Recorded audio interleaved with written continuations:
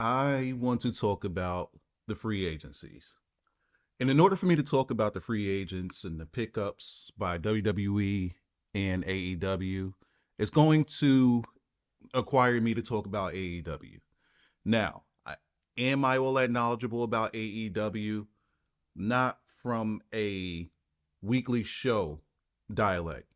So, I do seek for anyone that watches the product on a weekly basis and keeps up with the product through social media and things like that to inform me where I may be wrong.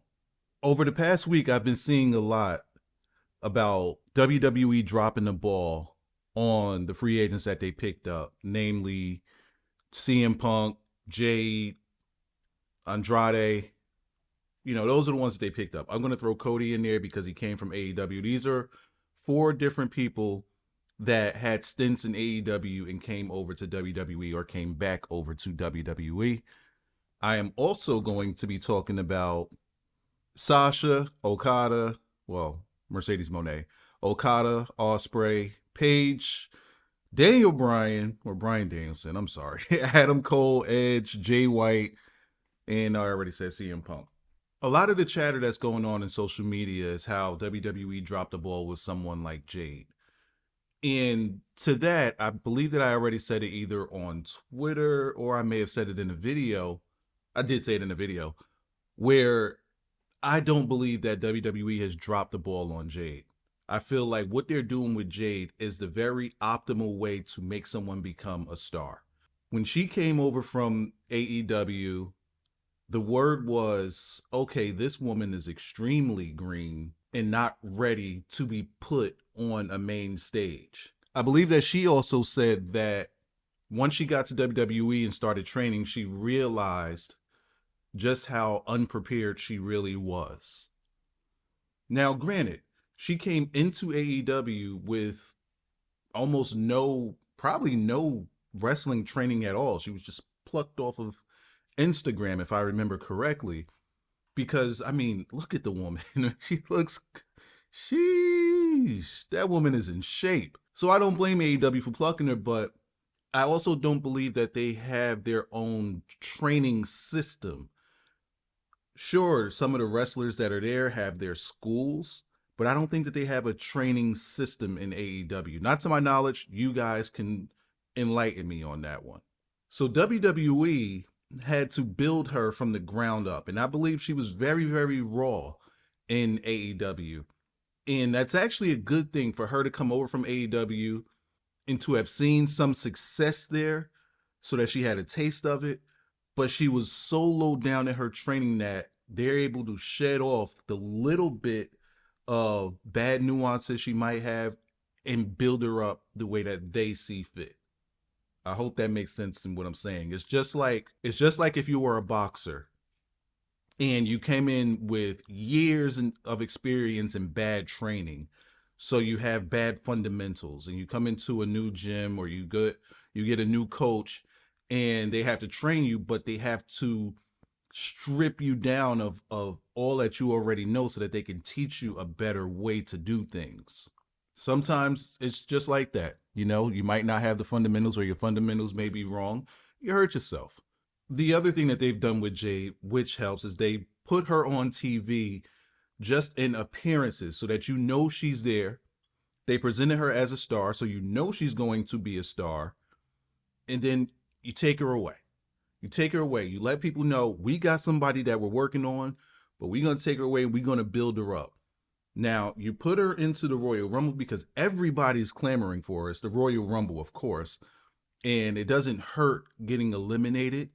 So you send her out there and you show off what her strengths are. Her strengths is power. A lot of her moveset in AEW and what it is that she's probably going to be working on is her power moveset. You bring her out there, you show how great she looks, you have her do her power spots, you keep everything clean. Any weaknesses, you hide them. It's pretty much like the Paul Heyman way of thinking with ECW. He presented everyone's strengths and hid their weaknesses, and everybody was a star in that company. And it's the exact same philosophy that you're using with Jade. So, did they drop the ball with Jade? Absolutely not. They've shown her on TV. When they actually bring her out and debut her as a full-time wrestler, she is going to be a megastar. And her work in the ring is going to be very clean.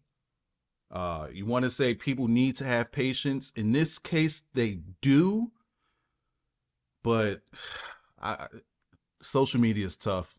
Social media is tough, man. People just get in their head one way of thinking, completely biased, don't want to see both sides of the fence, and they just nosedive right in there. I am more of an independent thinker. I can tear down or bring up either company. It doesn't matter to me. Getting back to the topic of free agency, folks on social media, the ones that are super supportive of AEW, they say how WWE dropped the ball on some of the people that they brought in. Andrade's another one. I'm not going to talk about Andrade. I've already said what needs to be said about Andrade. It's the same thing that happened with Jade. They brought him in because he wanted to come back to WWE, but they didn't have anything prepared for him. You don't shove him out on TV when you don't have anything prepared for him. He's someone that could be presented to a certain market, and they want to hold him as that. But before they do, and before they go into those markets, they want to have something for him to sink his teeth in. So when the times that you do see Andrade, he looks like a star. You're not wasting him on TV appearances. And when they do have something for him, then they'll bring him out there. As of right now, you can't do that because you have WrestleMania less than a month away.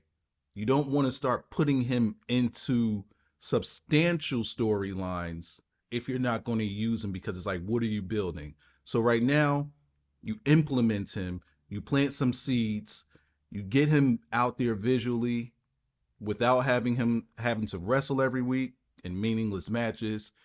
And then I believe once WrestleMania season is over, they're going to start pushing him more.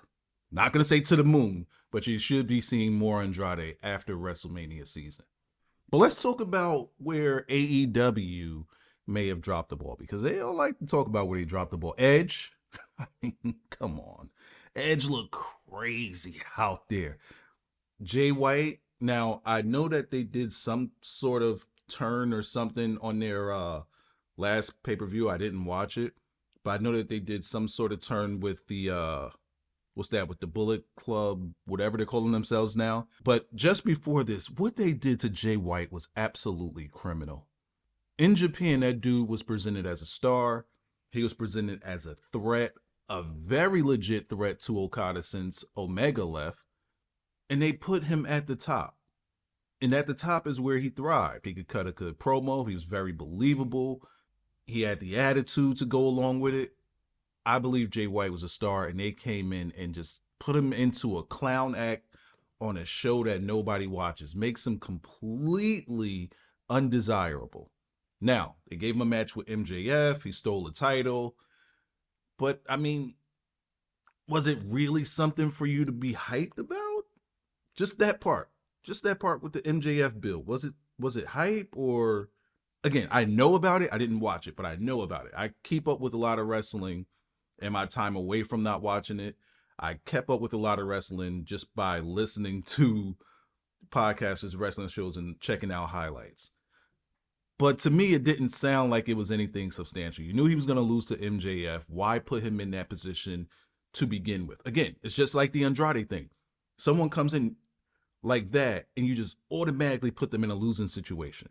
That doesn't work. Paige, or what's her name? Sarada, Paige.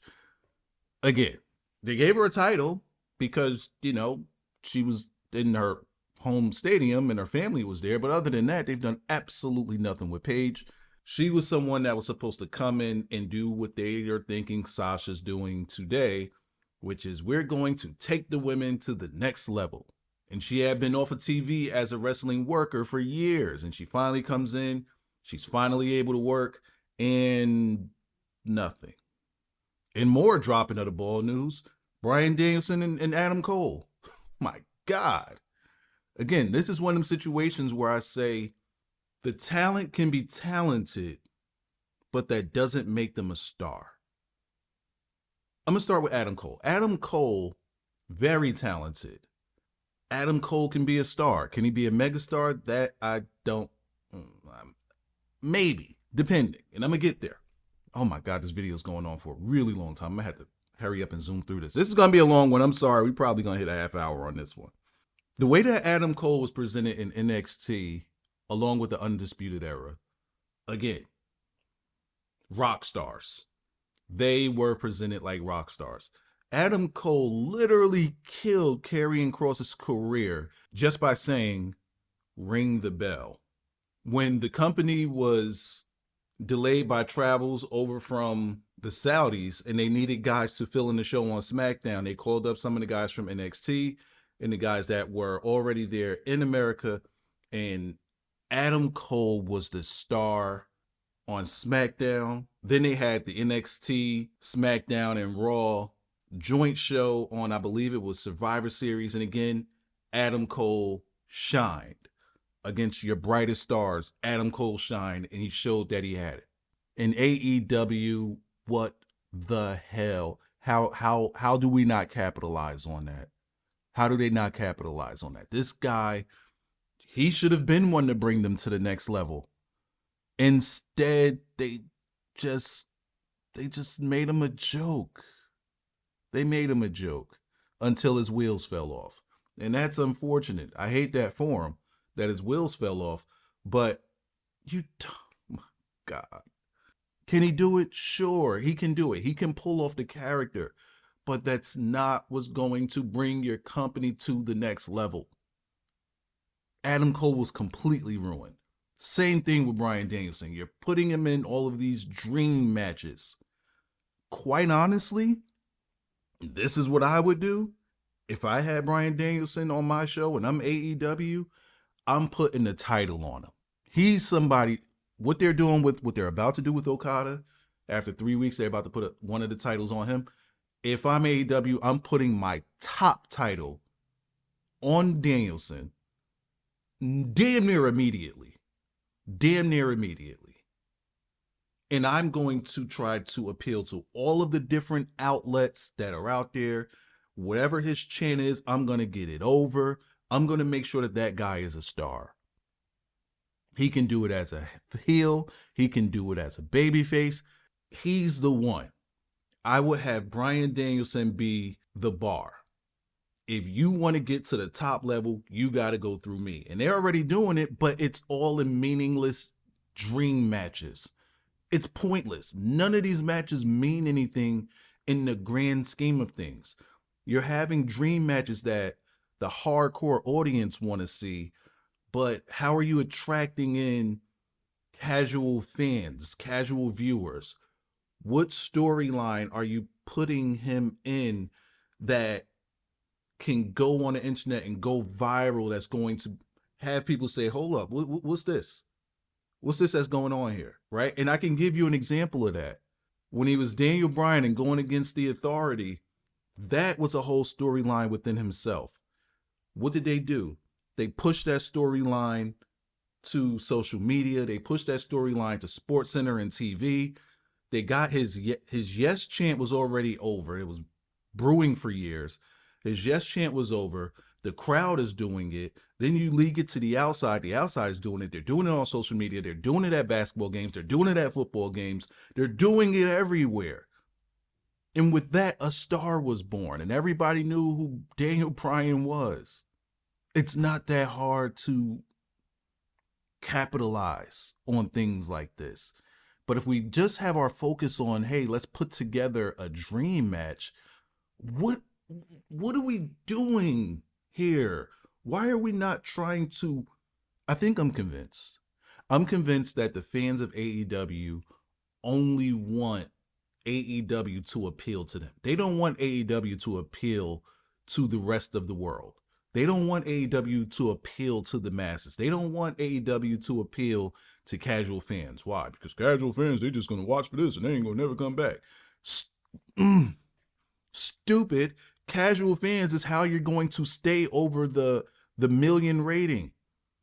Casual fans are going to be the reason why your arenas are filling up and not looking 25% full. Come on, man. So who's really dropping the ball here? When we talk about companies dropping the ball, why aren't we talking about this? I didn't even name the big stars that they just bought in. I'm just going with the pass. Paige, Bryan, Cole, Edge, Jay White. The over $20 million that you spent on Osprey, Okada, and Sasha, you could have made 10x that with the names that I just said. Easily. You could have easily 10x your company if you wanted to do more than just dream matches. Sasha, Okada, and Osprey. Let's talk about it while we're here. I saw a quote, and once again, I'm not going to quote it, but Osprey says something along the lines of, and I'm making it short, AEW had the money, they had the schedule, and they had the freedom in order for him to be able to take time off, see his family, not have to wrestle as much, and get paid more. Okada got paid a big bag. Sasha got paid a big bag. Honestly, I think with them two is just the bag. Osprey, I think it was the schedule along with the bigger bag. But he said something that was interesting. And he said, with WWE comes the fame. And the thing that was more important to him was the schedule and having the freedom to take time off. And this goes back to me saying, I'm under the belief that these people don't want to be stars. And I'm not talking about Sasha Okada. Just that Osprey line there and a lot of the talent that they have in AEW. I don't think that they want to be, I don't think that they want to be stars. I think that they just want to do what it is that they love. They want to wrestle. It doesn't matter how many people are there. They just want to wrestle and have their freedom of doing it their way. And to that, I say more power to you. But when you say that WWE can't offer you money or can't offer you the money that in AEW when the Tony Khan was putting on the table, to that I wholeheartedly disagree. And with that, it's, are you willing to bet on yourself? I want you to ask yourself this question. Kanye West and Amber Rose. Amber Rose says that Kanye West should give her $20 million because of 808s and Heartbreaks because she was his muse for that. And, they created some sort of visual using her body, the visualization of her body, etc. She got nothing from that. She says that Kanye should give her $20 million. And to that, I ask this simple question. Before I ask that question, afterwards, she's been able to get with millionaires, other people of celebrity status, have a child by a rapper that has plenty of money. She's been able to do the slut walk. She's been able to become famous within herself. But I have to ask you this one question. Do we know who Amber Rose is if Kanye West doesn't exist? The reason that I bring that up is for this analogy of betting on yourself. WWE is going to give you more than sustainable money, but they're also going to give you a platform.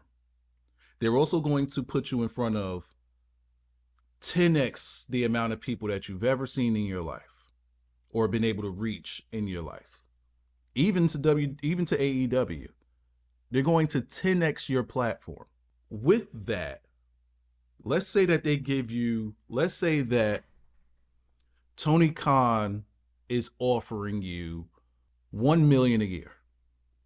WWE is offering you half of that, $500,000 a year. However, with AEW, all you're going to do is wrestle.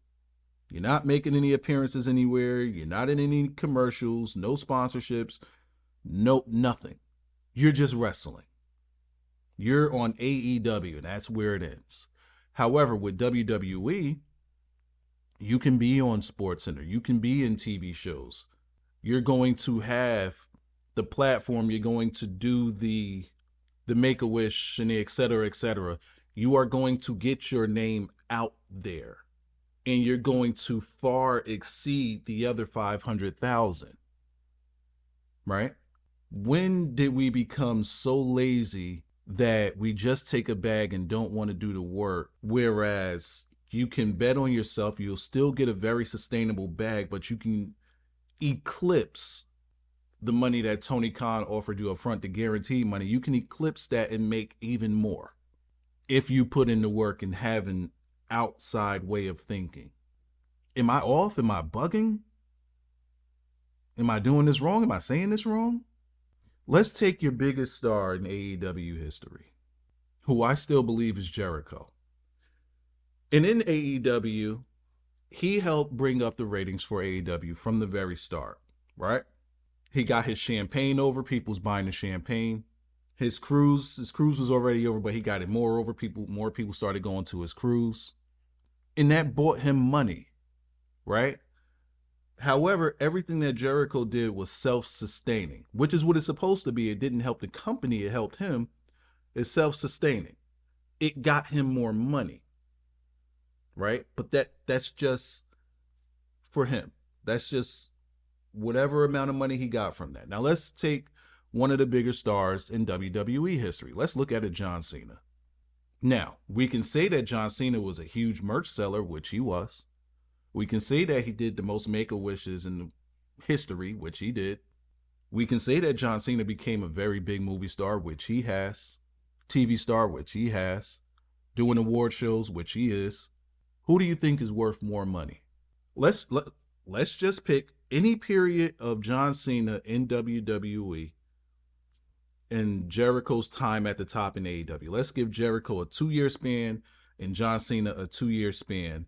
From the time that John Cena became a star until today, just take 2 years, any 2 years from that, any 2 consecutive years, and put them up against Jericho's any 2 consecutive years. And you'll really see that there's levels to this. There's levels to it. And then we can take someone like Adam Page. Let's take Adam Page. And let's take someone who's on the level of an Adam Page in WWE. Let's say Kevin Owens.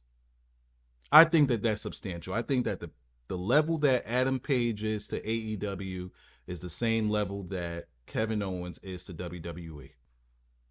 Let's say both of them leave the companies. Let's say Adam Page leaves AEW, Kevin Owens leaves WWE, and they have to do indie dates. Who's going to get more money? Who's going to get more money? See, this is why the whole Tony Khan paying more guaranteed upfront money versus Triple H, let's say, for example, offering half. This is why you take a WWE over an AEW if you're talking about money and being able to gain as much of it as possible. Some folks are short-sighted. With all of that talk about the big money that's being thrown around for these free agents, it's got me thinking, in AEW, what is the morale of the wrestlers in the back? What's the morale? Because they've built this company from the ground up. They've been there since day one, or they've been there since year one. And the money that they're making in comparison to the money that's been thrown around to these free agents, it really has to be disheartening. It really has to. So it makes me wonder, what's the morale? Does it make them want to stay? What exactly is the feeling back there? Is there a feeling of jealousy, deceit, envy? These are all things that aren't going to come out, until maybe another 10 years from now, when people are cutting their shoot promos or their shoot interviews. But it really makes me think. And this was just a video in which I just had to get my thoughts out on this free agency thing. I don't know how it's going to come out post-edit, because if you guys heard this shit pre-edit, oh my God, it's horrible. Hopefully it comes out conjointly and what I'm saying makes sense. Let me know down in the comment section just where you are with this, your thoughts on what it is that I've said, any parts of it that stood out to you, whether you disagree or agree. Just let me know where you're at with it.